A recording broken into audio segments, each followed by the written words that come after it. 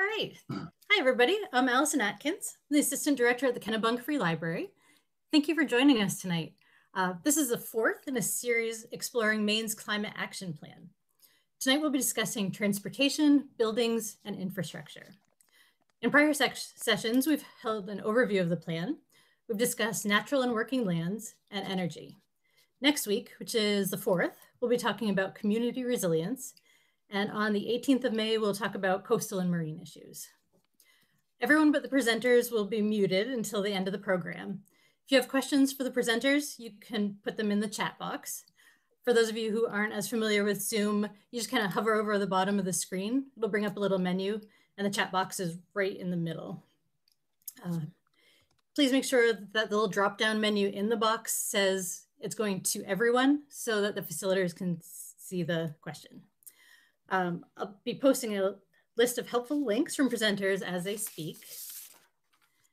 And thank you so much to all of the presenters for being here tonight and to the Planeteers for the work that they put into making this happen. Going to bring up a video here. Andrea from the Planeteers put together for you. So bear with me for just a second here.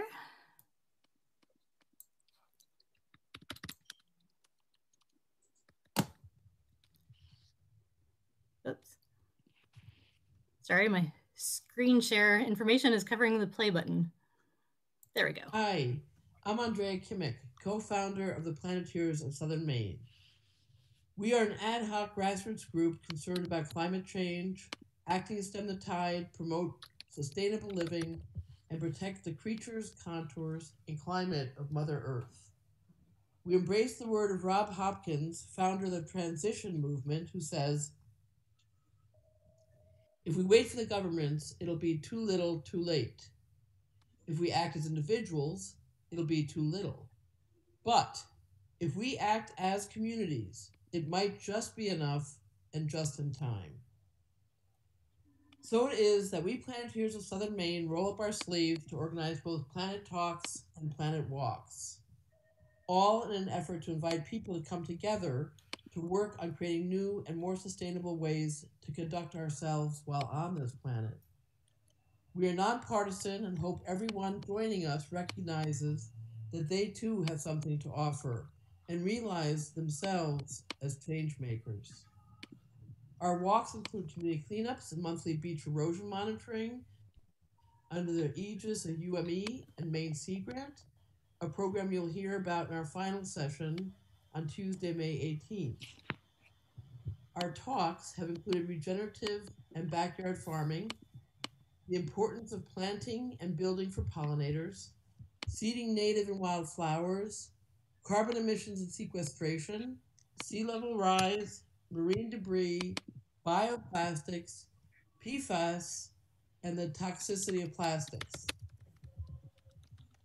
All of these topics are being revisited in these spring Planet Talk sessions, and today's being the fourth, and two more coming up in May.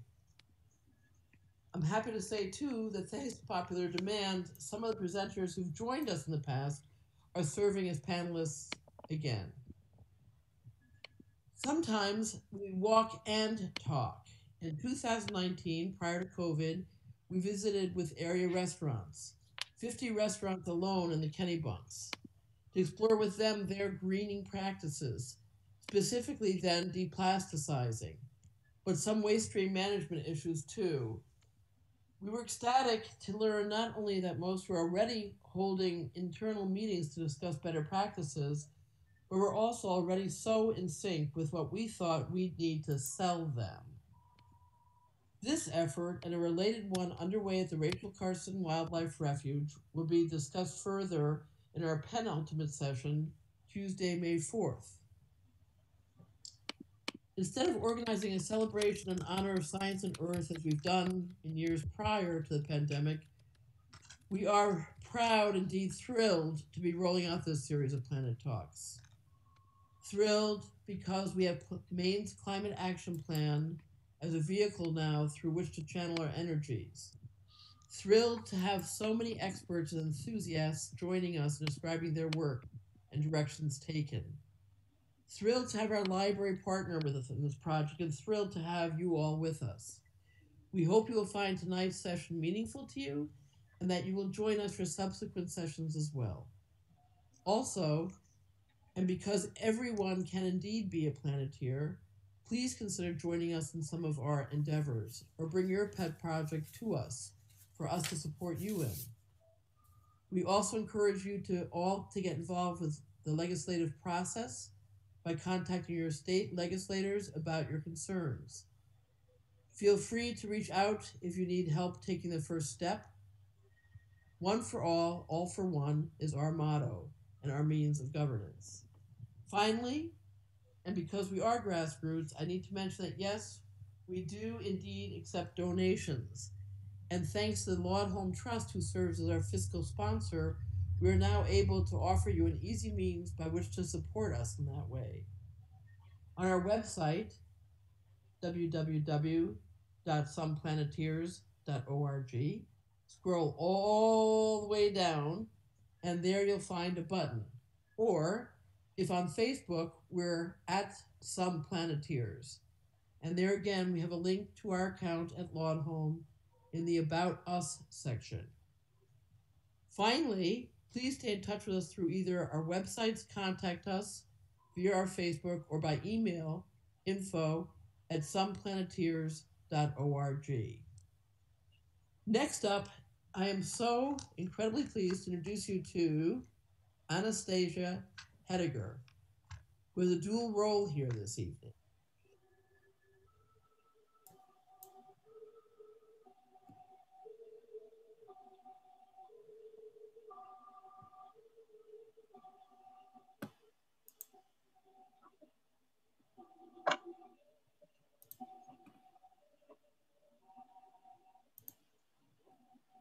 Oh, can you hear me? Yes. Okay, sorry about that. Anastasia Hediger has a dual role here this evening. In addition to her work as program manager there at the Efficiency Maine Trust, with a focus on climate policy initiatives and the Trust electric vehicle programs, Anastasia staffs the Buildings, Infrastructure, and Housing Working Group for the Maine Climate Council. So you'll be hearing from her now with regard to the council's work in the sector, and a little bit later, a little bit more about Efficiency Maine Trust. To you, Anastasia. Thanks very much, Andrea.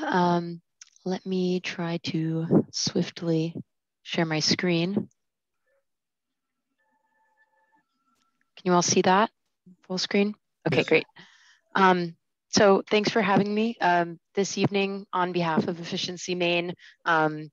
My name's Anastasia Hediger, and I'm a program manager at Efficiency Maine. I'm the staff support for the Buildings, Infrastructure, and Housing Working Group. And due to our work with electric vehicles, we were heavily involved in the Transportation Working Group as well. So I'm excited to kick it off and just help introduce the discussion, although I'm no expert. But I wanted to take a second to summarize the greenhouse gas reduction goals that were passed in 2019 and into law. And these targets provided a backdrop for the Maine Climate Council process. And it's what all of the working groups used as sort of a guiding force in all of their analysis and recommendations that went into the final report. So you'll see that the ultimate goal is to reduce our 1990 levels of emissions by 80% by 2050, with 45% reduction by 2030. So all of the recommendations that I'll mention are with those targets in mind. And you'll see the breakdown in emissions in Maine by sector, and transportation is over 50% of our statewide emissions. And then if you bundle residential, commercial, and industrial emissions, that's what the Buildings Working Group considered to be the slice of the pie for the building sector. That's 39% of the state total. So both of those working groups looked at mitigation opportunities to reduce emissions in those sectors from the perspective of the user. So the drivers, the homeowners, the factory operators, that's who we were thinking about in all of these discussions about mitigation opportunities to reduce emissions. So this is a fun visualization that we have on our website that helps depict where the sources of emissions are coming from in a typical Maine home or business. And when you boil it down, the emissions are coming from where we use our energy the most. And in Maine homes, that constitutes space heating and cooling, water heating. You can see the boiler and the water heater in the basement there, and electric appliances and lighting. So taking a step back, the opportunities to slice our emissions really kind of come down to three big categories. One is to use less energy. Two is to shift to cleaner fuels. And then third is to shift to lower carbon building materials in the actual envelope. So those are kind of the things that the Buildings Working Group thought about when framing the kind of big recommendations. So I'm going to give a brief overview of the major strategies that came from the final climate action report, which was produced in December of 2020. So the first major strategy is to embrace the future of transportation in Maine. And again, transportation constitutes the biggest wedge in our emissions right now. So the first thing that we can ramp up is to transition to electric vehicles on the road to slice our emissions. So the report put out a pretty aggressive target of getting 219,000 light duty EVs on the road by 2030.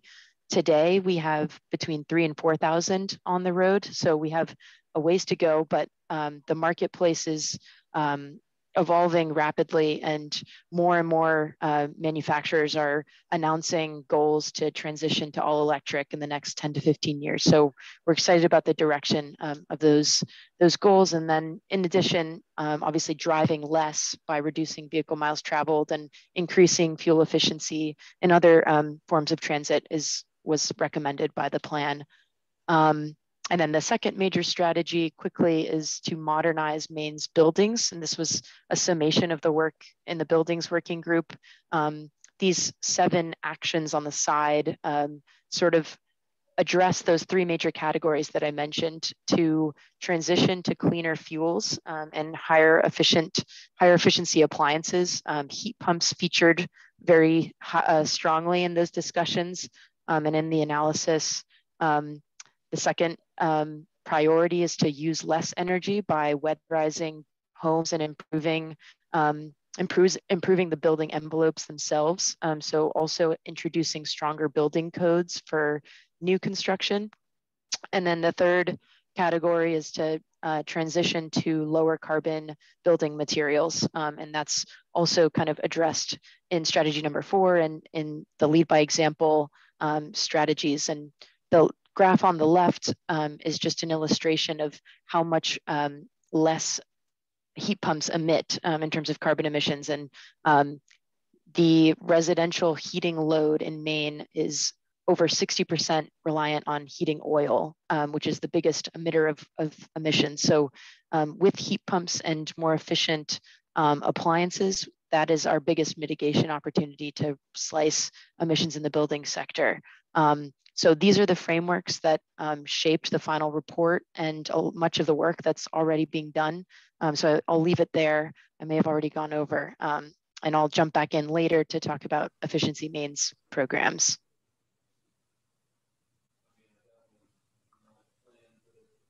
So thank you, Anastasia. And the next, are there any questions, real quick questions for Anastasia, Tom?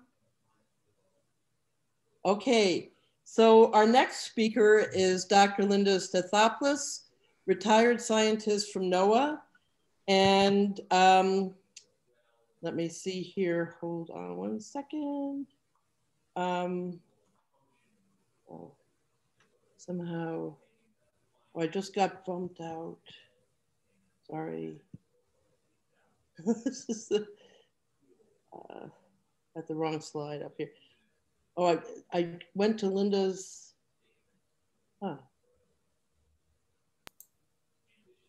Okay. One moment, please. Linda's sharing her screen. Oh, okay, that's why. No. I think that's an old screen of Linda's that I have. Linda, you're not sharing that, right? Yeah, I am. Oh, you are? Okay. Yes. I was just going to introduce you first. Okay. Do you want me to stop share? Yeah, I can't see my notes. Okay. Sorry about that. That's okay. I thought I was doing it, of course. Dr. Linda Sistopoulos received her PhD in oceanography from the University of Rhode Island in 1989.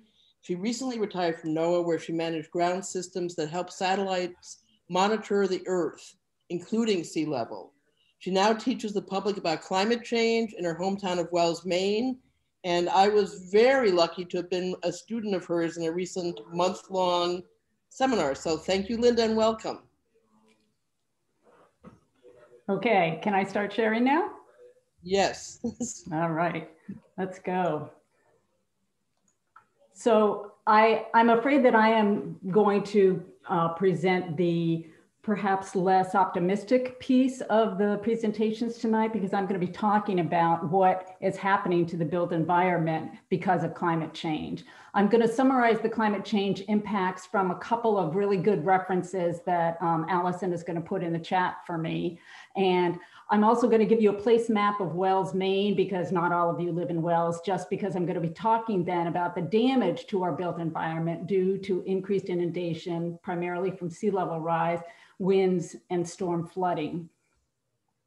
So the first reference I want to talk about is, well, you'll recognize the lead author, Ivan Fernandez, who has spoken a couple times to this group. And it's a sort of cast of thousands who have produced this update, this 2020 update for Maine's climate future.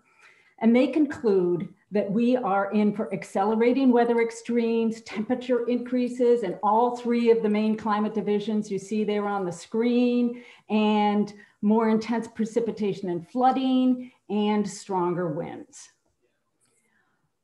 About 6 years ago, the New England Climate Adaptation Project, honchoed by MIT, actually did a deep dive into 4 New England towns, and one of them was Wells, Maine.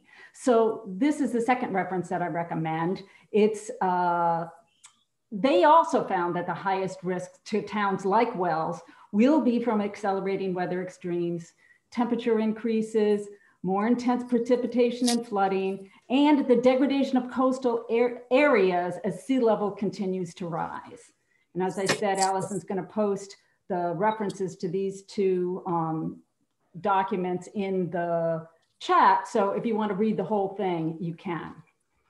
So if you don't live in Wells, it's directly south of Kennebunk. The Webhanet River empties into the Wells Harbor next to the Wells Jetty. And south of that jetty, you'll find Wells Beach. And even farther south than that, you'll find Moody Beach. South of Wells Harbor, the roads that are along the ocean side include Atlantic Avenue, Webhanet Drive, and Ocean Avenue. And down along the Moody Beach section, Tibbetts Avenue is actually on the marsh side of that section of the coast. Let's first look at the impacts of rising sea level and increasing inundation on the built environment. So this is a cartoon that illustrates sort of an idealized Atlantic coastline. On top of that idealized Atlantic coastline, I've superimposed some local place names specific to Wells. And what can happen, as you can see illustrated in this cartoon, is rising sea level can cause the infiltration of salt water into previously freshwater aquifers.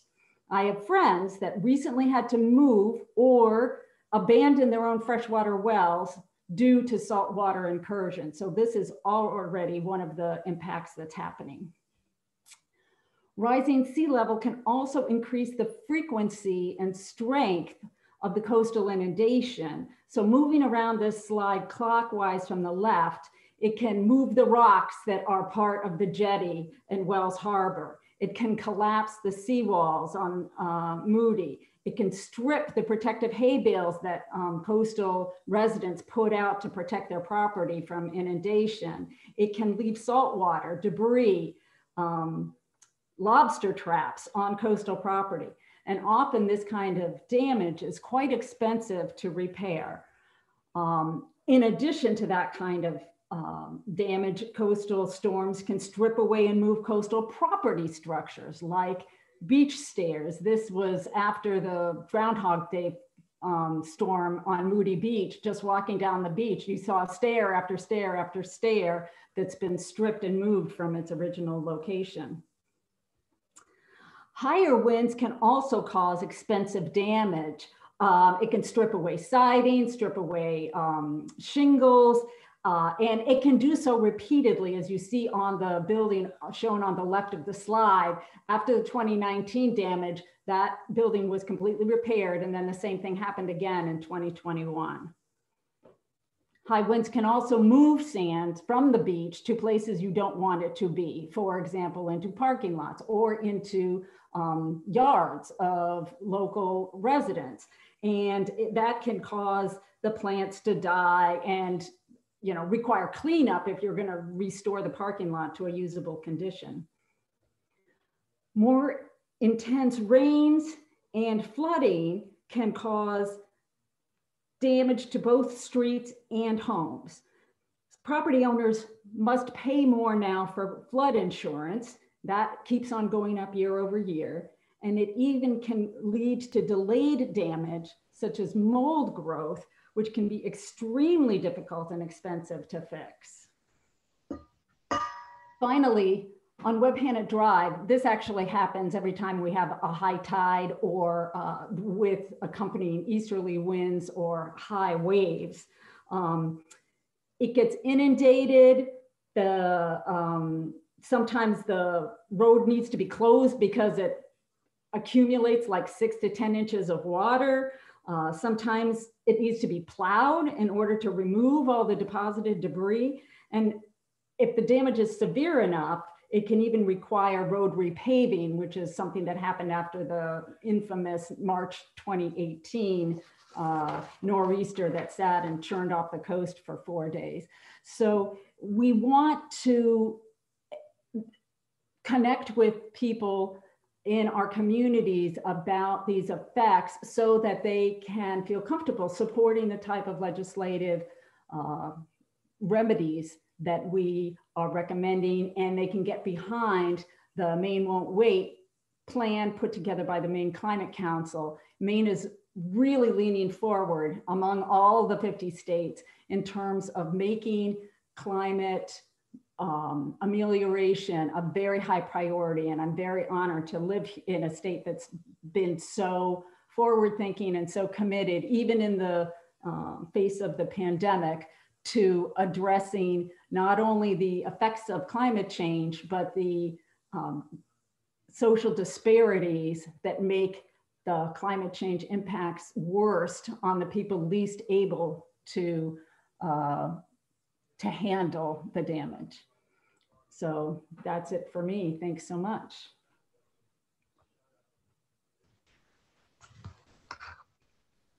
Andrea, you're still on, yeah, there you go. And thank you, Linda. So I think it's back to you now, Anastasia.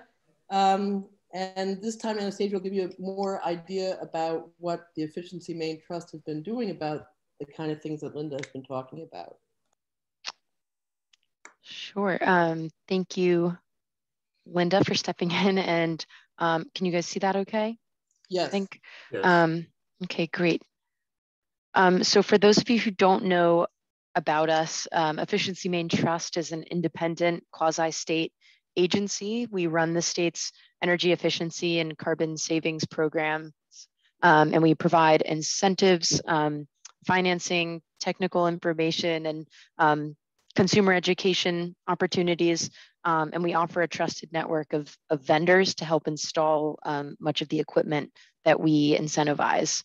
We have a variety of funding sources, and we work closely with other state agencies, although we're not directly associated with state government.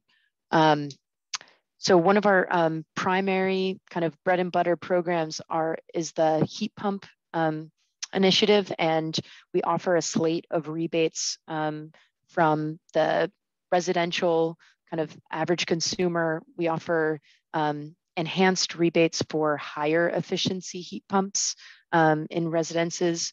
We also offer enhanced rebates for low and moderate income Mainers. We have a heat pump retrofit program for small businesses throughout the state. That program kicked off last year and it's going really well.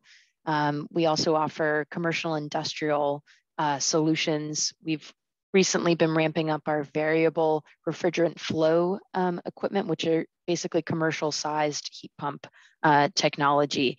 And all of this has been going on vigorously. Before the Climate Council report came out, the Governor Mills established a goal of 100,000 new heat pumps by 2025. And well, first I want to point out that on the left hand of the screen, it hasn't been updated for a while, but you can see the distribution of heat pumps throughout the state. And we do well kind of throughout the state, regardless of geography.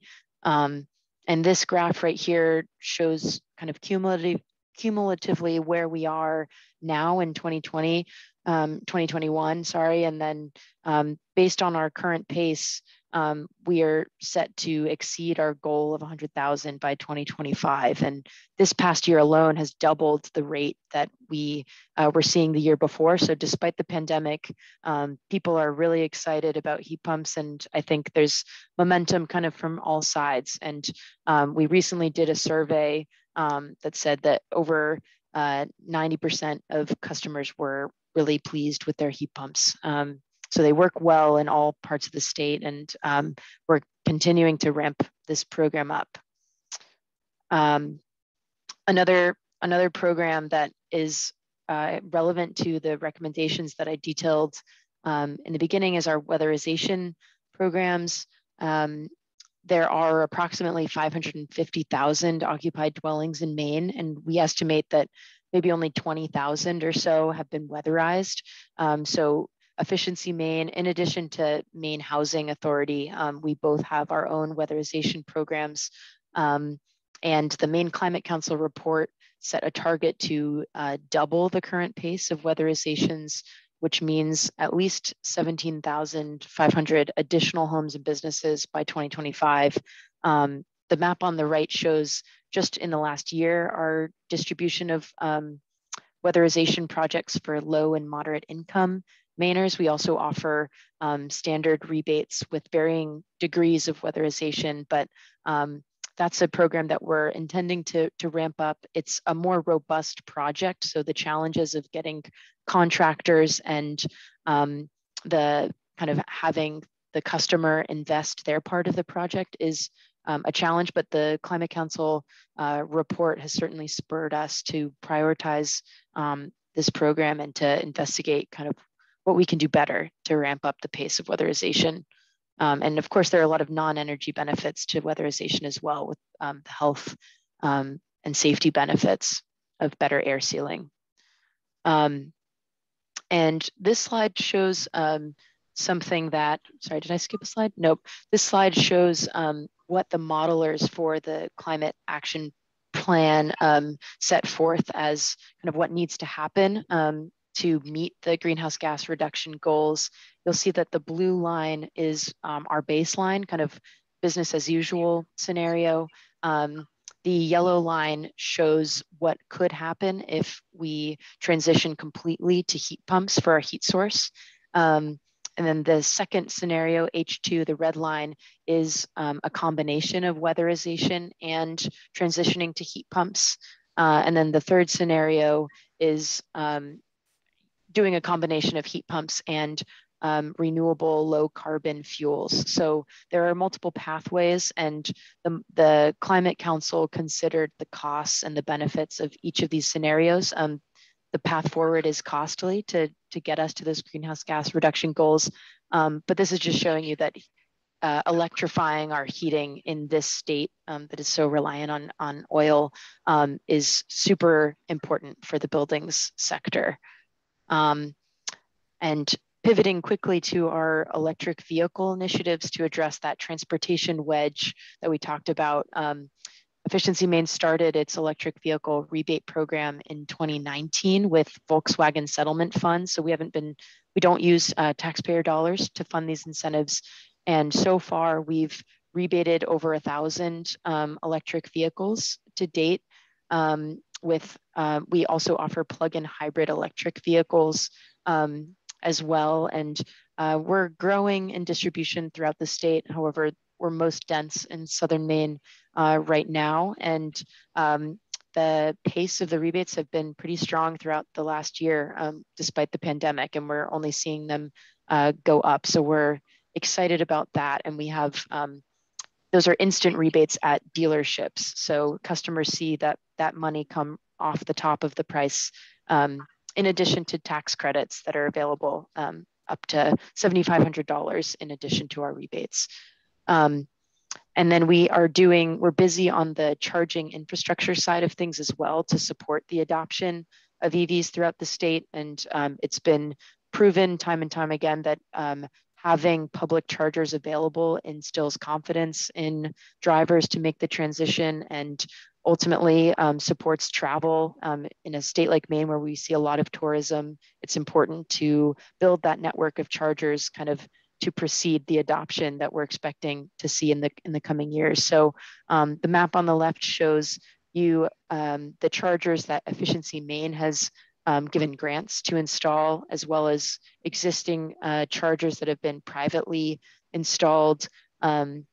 So far, we've awarded grants to 136 level 2 plugs. So those are the community chargers that take about 4 to 6 hours to fully charge your vehicle. And also 14 fast charging plugs, which take about 30 minutes to 60 minutes to fully charge an EV on the go. And those have been placed alongside highways and busy throughways as people are sort of in transit, but not maybe at their final destination. So we have plans over the next 5 years to add up to 60 new fast charging plugs and up to 500 level 2 plugs. And that network will support a significant number of EVs to kind of go along with our rebate efforts. And then here's my contact information if anyone wants to record it. I don't know how much time I have left, but I also wanted to just note that we have a ton of tools and resources on our website. So I really encourage folks to check these out. We have a vendor network search function for consumers to find residential and commercial vendors throughout the state according to your zip code and what you're looking for. We have a home efficiency calculator to kind of look at what you're consuming and where you stand kind of compared to the typical home. We also have a comparison tool for home heating costs so that you can see kind of what the breakdown might be for other fuel sources if you're considering a switch.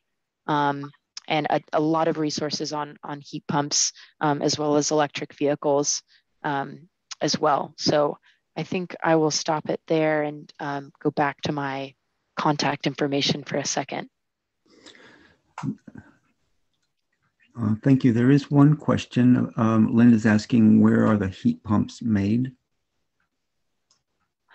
So the heat pumps, we don't predetermine which brand or manufacturer of heat pump that a consumer has to install. I can't tell you where all of the manufacturers are making them. Some of them are from overseas and shipped and distributed in the US, and there's some models that are manufactured in the US and distributed, but most of them are nationally distributed, and we just have minimum efficiency requirements. We don't require any particular make or model. I hope that answers your question. And Andrea has a question. How do you prioritize support and where charging stations go, et cetera? That's a good question. In our initial investments on charging infrastructure, we used analysis from the Georgetown Climate Initiative, and they leveraged traffic data and geographic data specific to Maine to kind of recommend where that initial network of fast chargers should go. So we put out a competitive solicitation basically prescribing those locations. And we evaluated proposals from different vendors that wanted to take that on. So eventually ChargePoint, which some of you may not be familiar with, won that contract, and they are now the owners and operators of the 7 sites. And with level 2 chargers, we've targeted different parts of the state and have required, for the most part, those stations to be public. And in our scoring criteria, we evaluate the strategic location of the sites and the quality of the site to the driver. So with the priority of filling in gaps and kind of building out the network statewide. And right now we have an RFP, a request for proposal out, that is targeting Northern Maine territories specifically. So that's sites up there in Aroostook County are eligible, and certain parts of Western Maine west of 295. So we look at the map and existing infrastructure and are always thinking about ways to fill in gaps and serve the underserved parts of the state right now, as we're trying to kind of strategically deploy the funding that we have from Volkswagen. Well, thank you. There is another question, but we'll save that for the end so we can go to the next speaker, I think. Thank you. So thank you, Anastasia. That was really tremendous. I think I'm the next, my next video is up and it picks up on the transportation piece a little bit. Allison? Yes, let me get that up.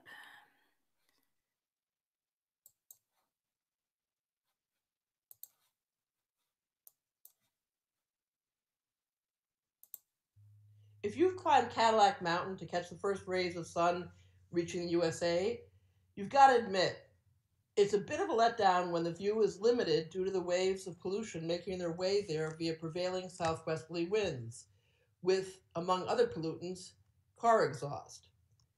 The National Park Service actually has this sign up there entitled, "Picture Perfect?" with a panorama of what one might see on a clear day. Picking up on Anastasia's presentation, here's what her work group has put forth. On the right, you'll see what we know, that more than 50% of Maine's greenhouse emissions are transportation related. Looking at the climate strategy recommendations on the left, what I find missing is addressing the exhaust of gas guzzlers on the road now and into the future as we work on transitioning to EVs. In my mind, a critical and very simple step to curb carbon emissions is to outlaw unnecessary idling. Here on this chart from Clean Cities, you'll see how that could contribute to lesser carbon.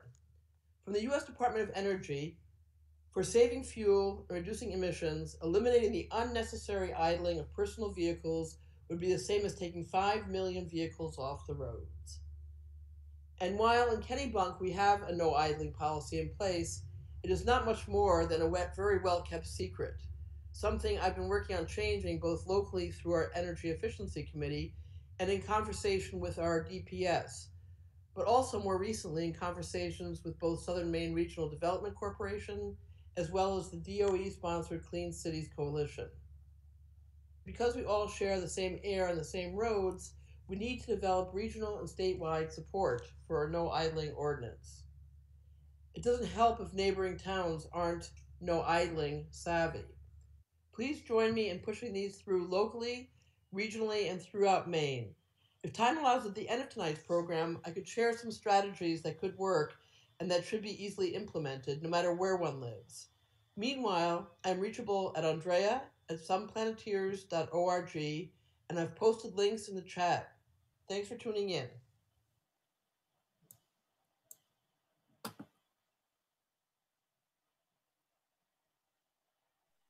Okay, so moving from cars to alternatives to automobiles, next up we have, where's my slide?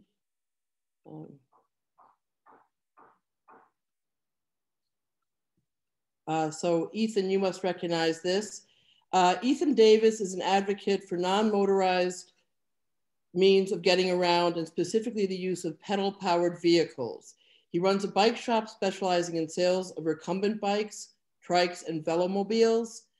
He also services them and retrofits conventional bikes to make them more practical. Additionally, he's been very involved in the development of the Eastern Trail, which Joe Uhas will be speaking about too. Welcome, Ethan. Thank you, and thank you for inviting me to speak tonight. I did actually come up with a little slide presentation, so if you unshare, I will share what I've got. Yeah, oh, stop share, gotcha.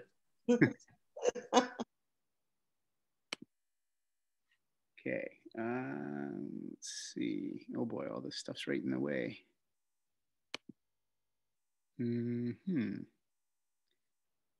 Is it my stuff that's in the way?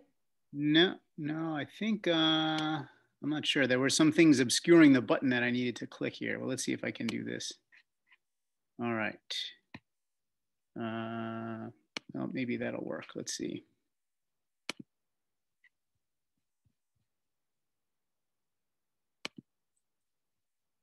All right, so I think I can. There we go. All right, let's see, play. They're gonna let me do that? I might have to just do it this way. All right, well, so the overall subject is the potential for muscle-powered vehicles as transportation. And as Andrea said, I'm Ethan Davis. My company is Wildfire Human-Powered Vehicles, and my shop is located, actually, it's a home-based business, but I'm in Arundel. So I don't think I probably need to go into sort of the need for cutting down the carbon footprint.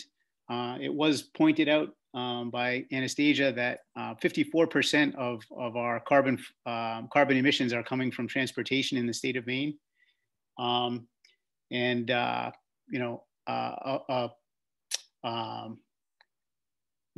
carbon footprint of bicycles and similar related type vehicles is far less than EVs. So that can make a pretty significant dent. And if you're talking about multimodal transportation, in other words, using the bike to get to, say, the train, that can cut things down. The train is very efficient also as far as getting people from place to place without burning much fossil fuel, on a per passenger basis. One thing that hasn't really been talked about, at least as far as I've noted so far, is energy scarcity. And a bicycle or similar pedal-powered vehicles is a great way to, or would be a great way. So far, we haven't had any major energy crunches since the 70s that have significantly impacted people, except maybe 2007, I think it was, the price of gas went way up. And it did actually seem to have some impact on people using bikes at that point. But you basically eliminate the need for gasoline and diesel and that sort of thing to get from place to place if you use a bike.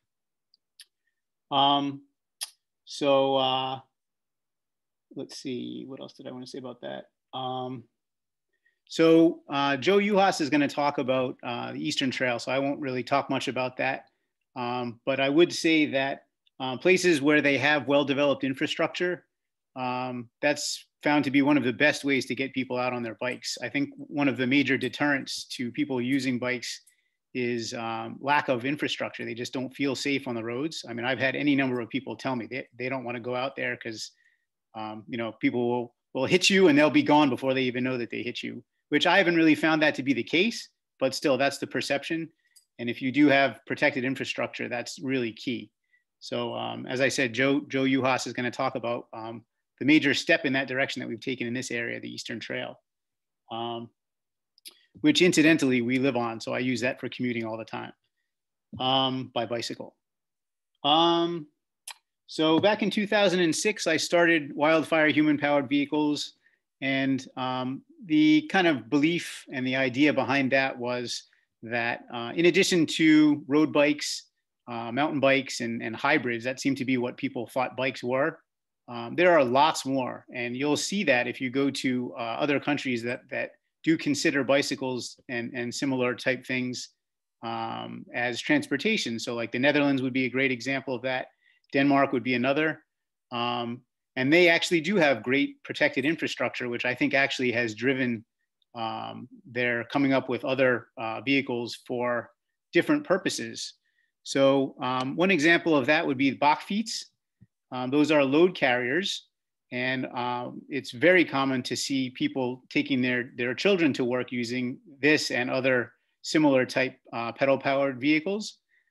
They can also be used to carry, in addition to kids, they can be used to carry all sorts of other loads. I've seen people carrying bags of concrete, tons and tons of groceries. So the wheel is an amazing thing. When you can consider how much you can move just taking advantage of that simple invention. The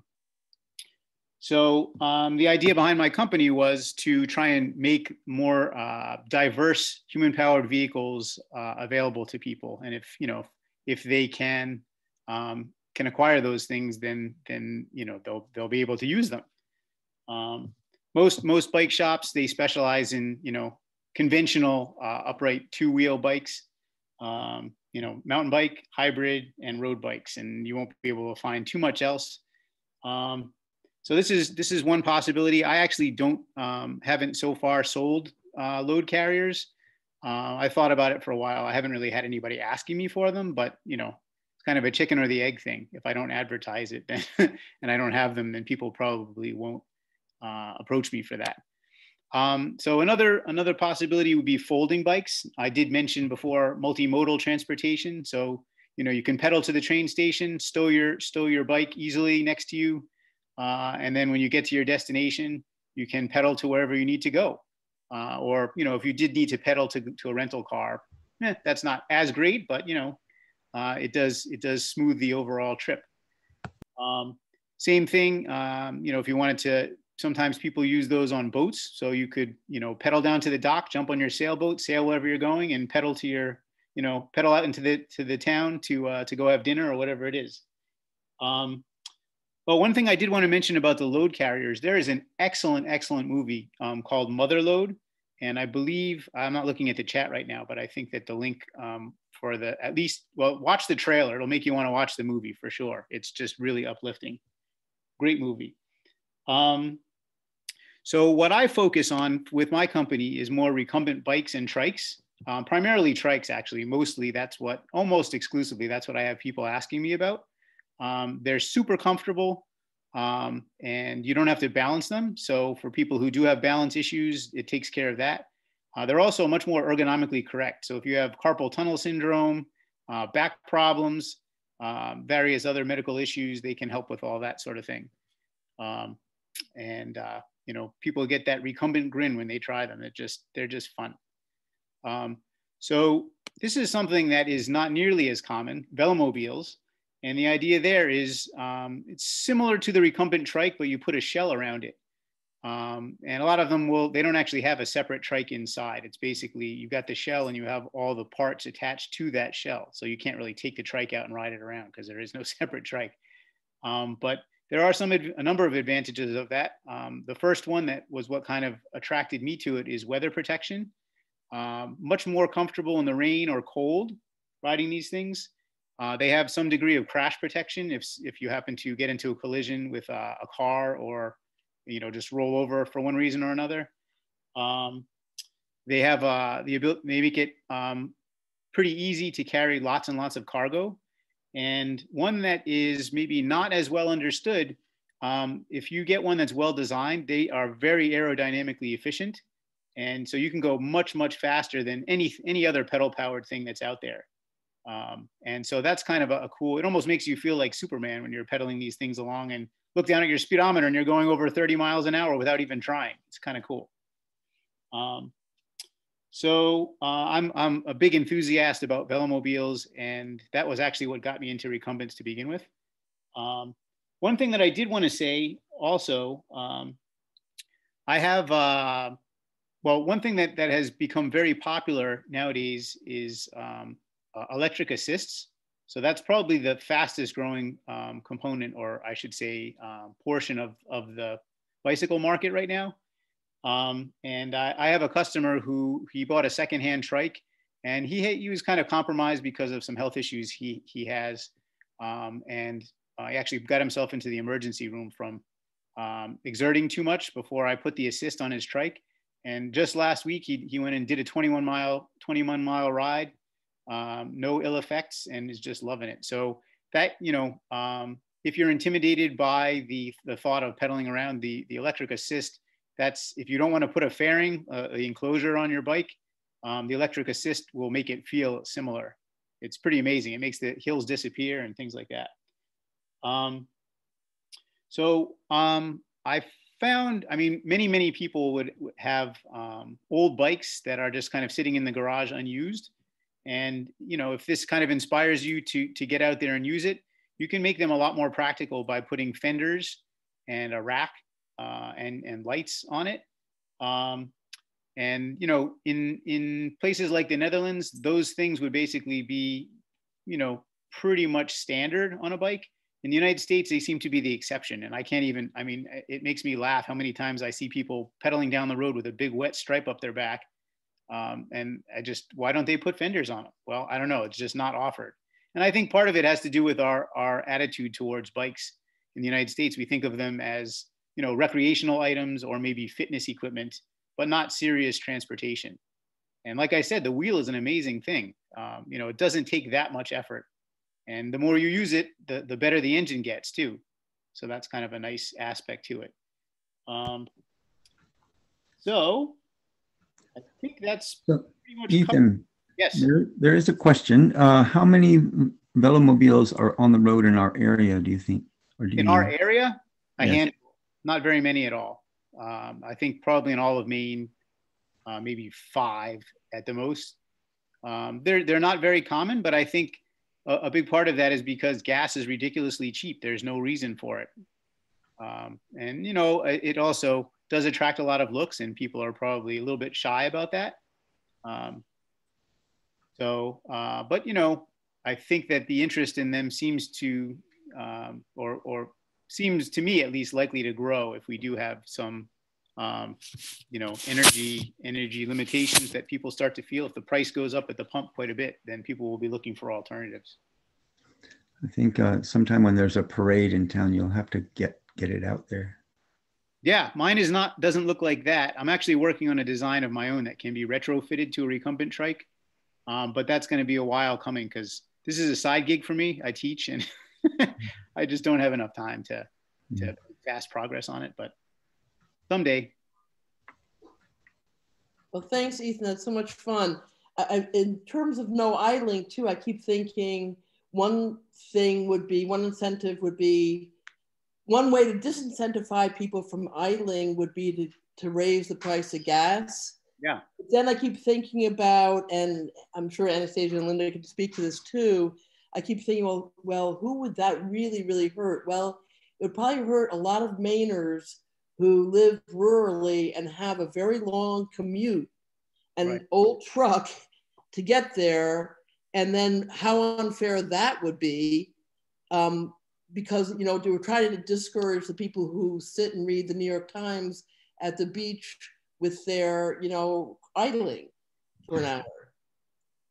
Yeah, well, I guess I had a thought about that. I think that cheap gas has encouraged sprawl, people living way, way, way, way out. And if you want to reverse that, it's going to cause some pain. But, if people can't get to where they work, they'll live closer to where they work. They'll have to move. Not an easy thing to do, but, we're looking at some very serious consequences for not doing that, like extremely serious. So, I guess it's just a choice that we're going to have to make. And actually, I did think of a kind of a joke when you were talking about idling. When you're talking about idling bikes, I think that probably idling the bike is preferable to the alternative. Good. Okay. So the next up, Joe Uhas will talk, who has lived in Maine for 46 years and is a professor and naturalist. He's taught at Kennebunk High School, UNE, USM, and Elder Hostel. His own doctoral research was on DDT at Ohio State's at Ohio State, sorry. Joe's volunteer activities include work on climate change at York County Senior College, Harbor Singers, Saco Recreation, and Joe joins us today as Eastern Trail Alliance board member to talk about that wonderful greenway and his work there. Welcome, Joe. Oops. Why can't I? Joe, you're muted. Unmute Joe. I think it's my fault. I'm trying to get. There we go. Can you hear me? Okay. Let me see now. My script is gone. Hold on.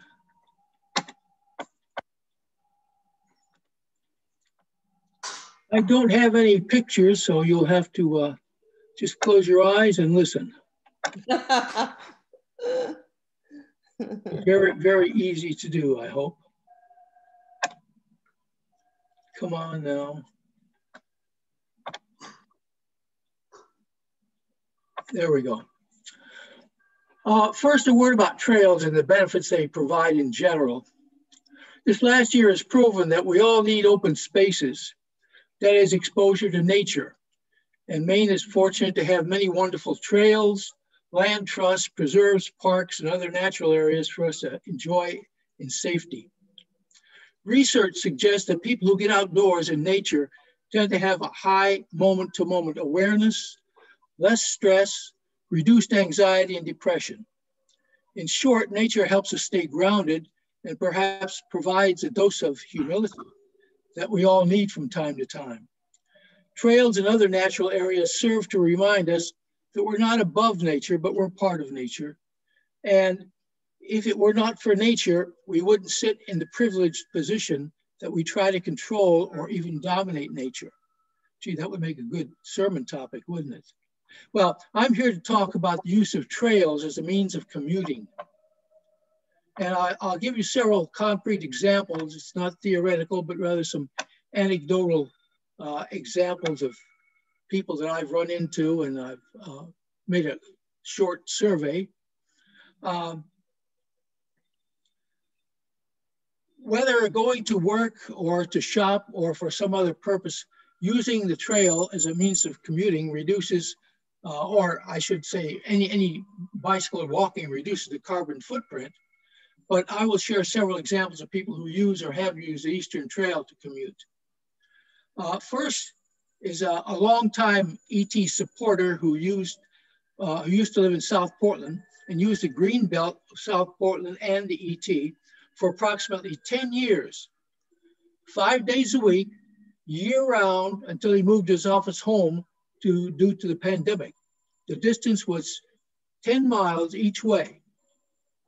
He really did a great deal of bicycling in those times. He said he enjoyed the rides without hills, but most importantly, he didn't have to attend with automobile traffic. Another rider commutes by bike 2 to 3 times a week, spring and winter for 5 miles each way. When he lived in Portland, he commuted year round to South Portland and on the Eastern Trail until the snow moved in. And then he'd commute on the road, and he also used his bike to shop at the Mill Creek Shopping Center. Third example, also commuted on the ET 2 to 3 times a week as long as it was clear of snow. The distance was 10 miles each way, 2/3 of it on the ET. He would also make frequent visits to restaurants, brew pubs, and do some shopping by bicycle. His reason given was that it was simply more enjoyable and safer. However, he too, because of COVID-19, has now been working from home. The following are all people I've met on the Eastern Trail, the section from Biddeford to Kennebunk, when I was out riding. The first was a woman who I met near the Turnpike Bridge several years ago.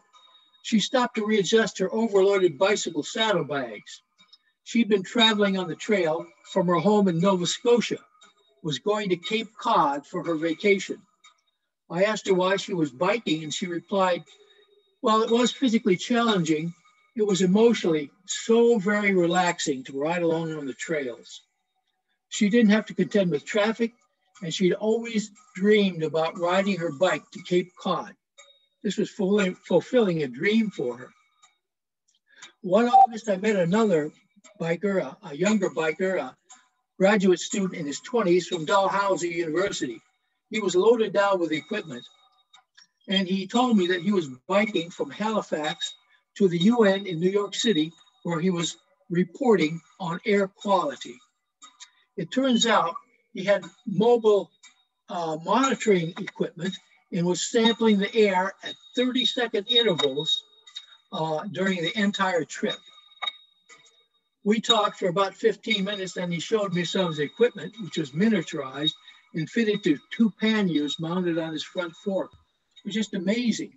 We have exchanged emails and kept in contact several times to follow up. The last example was someone who I met one night when I was leading a group of about a dozen people on a moonlight walk on the Eastern Trail.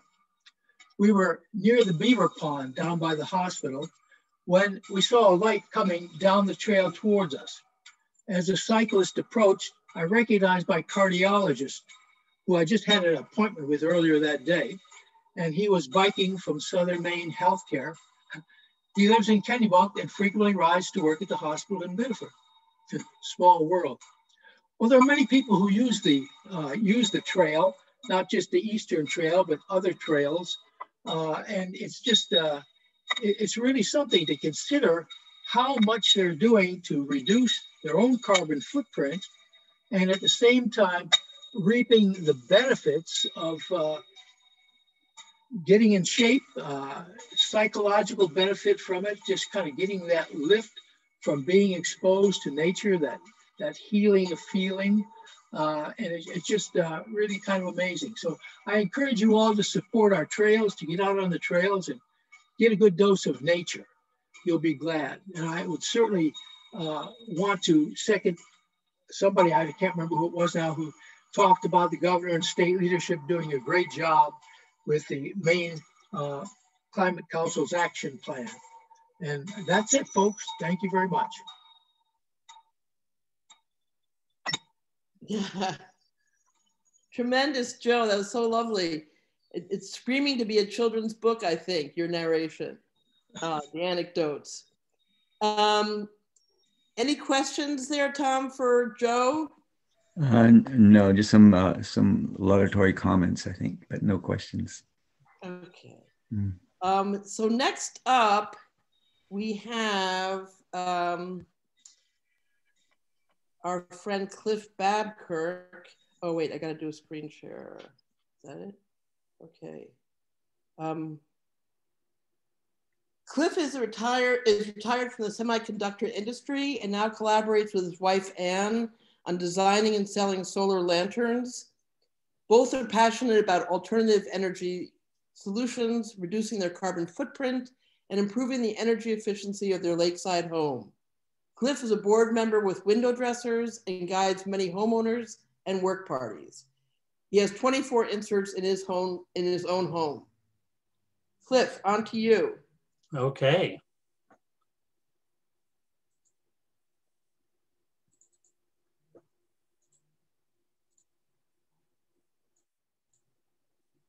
You see the screen okay?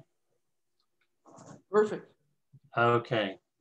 So I'm going to try to clip through this. I may skip a few just to try to get us back on track. But I'm going to talk a little bit about how Window Dressers came to be, and then what we do, and then what we have planned for this year. So pretty much everything began when a Rockland church had an energy audit done, which identified their leaky aluminum-clad stained glass windows as a major cause of heat loss. This is not a new problem. As Anastasia said, this is estimated that better than 60% of Maine homes heat with fossil fuels and are in serious need of some sort of weatherization. Maine homes are losing hundreds of dollars every winter due to heat lost through poorly insulated windows. Pretty much any window that's older than 10 years old loses heat in various different ways, but where Window Dressers concentrates is on air leakage and air infiltration. So one way to solve this is to cover up the window or seal it up. So a lot of people will put on shades or thermal blinds or things like that. And you're probably all familiar with this DIY solution with a plastic stretched over the window and the hairdryer. So this is a little messy, hard to apply, and they're not reusable. Okay, you have to take this down and start all over again next fall. So enter the window dresser's better mousetrap, the insulating storm window. This is 2 layers of clear plastic that are applied to a wooden frame that actually is custom measured to every one of your windows. Foam weather stripping is applied around the edges that it's not like a gasket, ensures a snug fit in the window opening. And it's reusable. They're easy to insert. You can see the one on the left being put in, and on the right, you barely notice that it's there. The benefits of inserts are fuel savings, obviously, cost savings on fuel and electricity. The payback period is actually pretty low. A lot of this depends on the kind of windows you have in your home and other insulation factors. And there's a lot of other benefits there.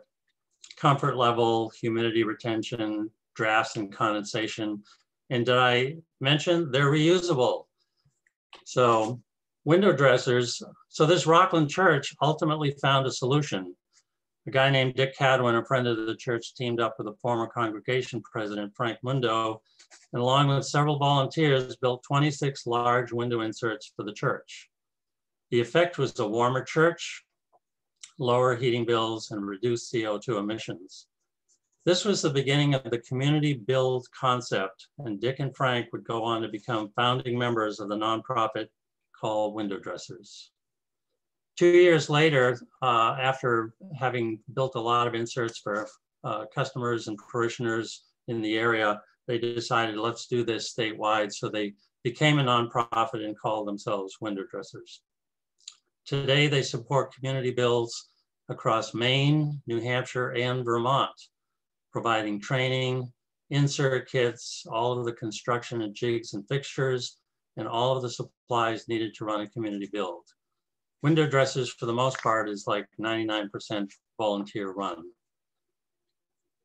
As far as cost, inserts are available in either a clear pine or a white finish. Average size window is around $40, costs more for white. And one thing to mention is that we grant low-income clients up to 10 pine inserts at absolutely no cost. So in the beginning, 2010, there was one community build in Rockland. By 2018 and 19, there were 30 plus workshops around the state, and we had 5 in Vermont. This is kind of a breakdown of what it looks like in your county. Since 2017, we've put in over 2,000 inserts, and this is the breakdown by town. So there's a lot of opportunity here for additional inserts. So the plans for this year, one thing to note there is we're up to total of 42,500 inserts since we started in 2010 across the state of Maine and Vermont. So this year we have kind of a stretch goal of 9,400 inserts, whereas in 2019 we only built 8,000 plus inserts here in Maine. So we plan on continuing to operate 30 some odd in Maine, hopefully get 2 new ones in New Hampshire, expand the Vermont community builds from 5 to 15. Another part of our program is we take that total of 9,400 and we basically allocate 30 to 35% of that number to low-income residents at no cost. All of this fits in very well with what Anastasia was talking about in the Weatherization Program. They've got a low-income component as well. So this amounts to maybe 3,000 inserts this year that'll go into homes at absolutely no cost. So a community build is like a barn raising for window inserts. Window Dressers brings communities together to build window inserts that help their neighbors lower heating costs, improve the warmth and comfort of their homes. This is neighbor helping neighbor at its finest. On the right, you see the Mather Auditorium at Lod Home Farm, where they're conducting a community build in 2019. So how can you get involved? Well, you can order inserts for your home, or you can volunteer at a build near you. The website will give you an idea where they're located. You can help us recruit clients. You can be on a measuring team to go out and measure windows. You can work at the build to assemble inserts or maybe donate food. You can, if you're interested, you're in a town that doesn't have a build, you can talk to us about setting up a build in your community, and you can donate. Most of our donations go to inserts for low-income families. So some of this information I think is going to be put in the chat. Basically, if you go to windowdressers.org, you find all of this stuff. And that's basically what I had to present today. And so if there are any questions, I'd be glad to talk about those. I'm just going to leave this up on the screen for a second. We've got some municipal buildings, the Brickstore Museum, and a comment from Cynthia Walker. Mike Pardue at Kennebunk Town Manager, got quite a few inserts there. And then Allison has inserts at the Kennebunk Free Library as well. So basically we've got tons of these testimonials. They're all positive. People really love these inserts. So I'll unshare. And I don't see any questions, but I can testify from personal experience that the group, like the barn raising idea, is exactly what it feels like. And I would encourage people to volunteer to learn. It's just a very enjoyable, and I think I saw the word fulfilling, and it's certainly true. And I can testify also to the efficiency of those, since Cliff visited our house, and we even leave them up in the summer. So thank you, Cliff, that was great. Sure, thanks for having us. Actually, you know what, there is a question. Ethan's asking, he comments that I teach shop. Have you ever collaborated with a shop class to make these?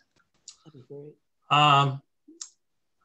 We've had shop classes attend the community builds. So they come as a group, and we are excited to have them because they really know how to operate cordless drills and saws and things like that. So they're almost like a seasoned volunteer. I know upstate, they have collaborated with some of the workshops at folk centers because every now and then we have to make an arched window, and that's when we need their expertise. And if you've got a group that wants to collaborate with us, give me a call. Thank you. Allison, have we heard anything further from Emily Ginger Hill? No. Okay, so panelists, any last comments that you'd like to share, or? I just wanted to thank again all the other speakers who have all these great ideas for addressing the problems that we're facing, and how exciting it is to live in Southern Maine. Yes. Thank you. There was a question further back for Anastasia. Does your website, the Efficiency Maine website, include electric flash water heaters? So I'm not talking about the ones where you have the tank and the water is heated in the tank. I'm talking about the kind where the water is heated as it is delivered to the... Oh, like on demand? Yeah, like on demand. Thank you. Yeah. You can tell I don't know anything about it. We do have a webpage that kind of reviews all the different types of water heaters. We have information about electric water heaters, which I think is what you're talking about.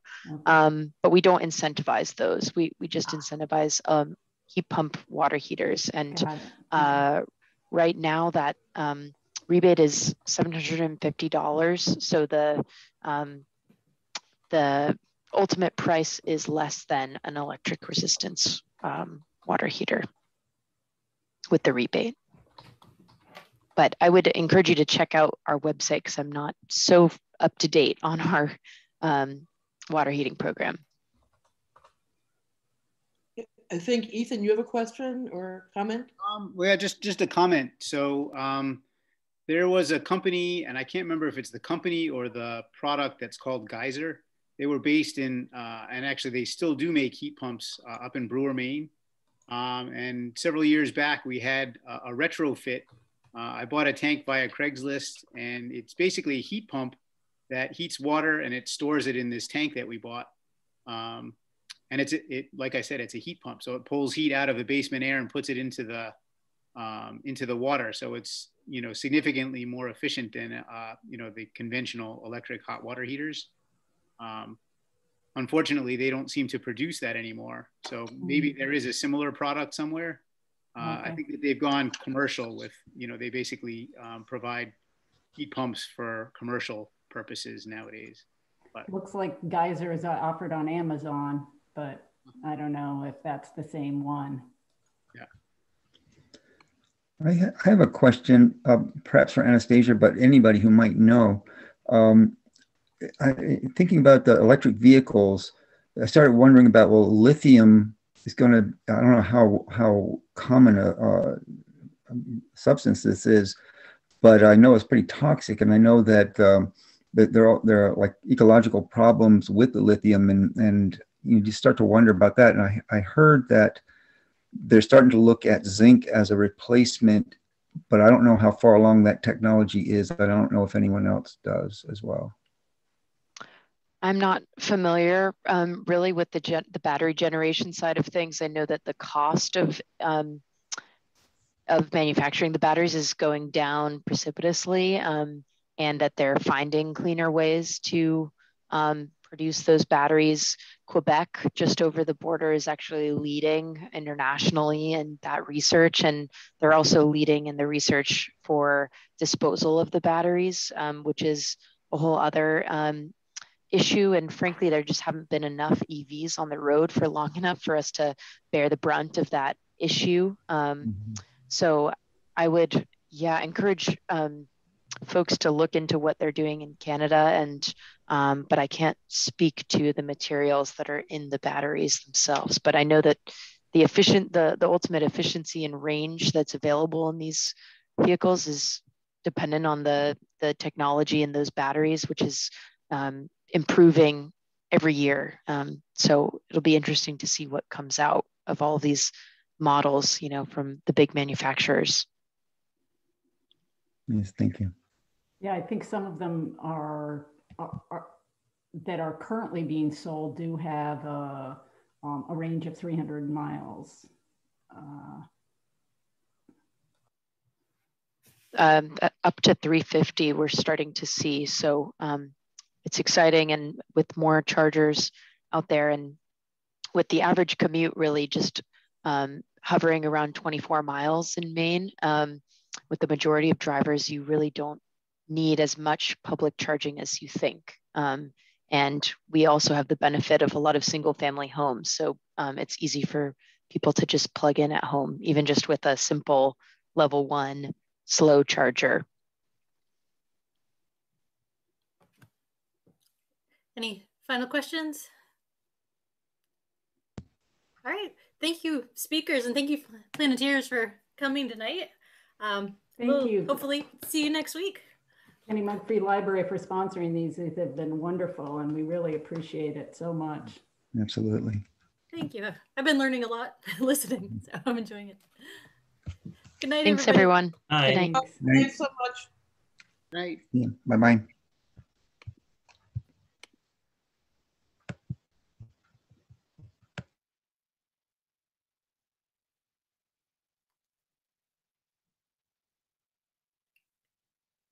Oh, are you talking, Andrea? I can't hear you.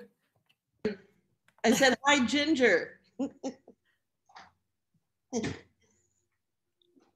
She's muted. Ginger's joining us as a Planeteer. Oh, nice. All right. So, everything good? Yep, I'm just waiting for the recording to stop, and we're good to go. I'll see you next week. Thanks again, Allison. Thank you. Bye. Bye.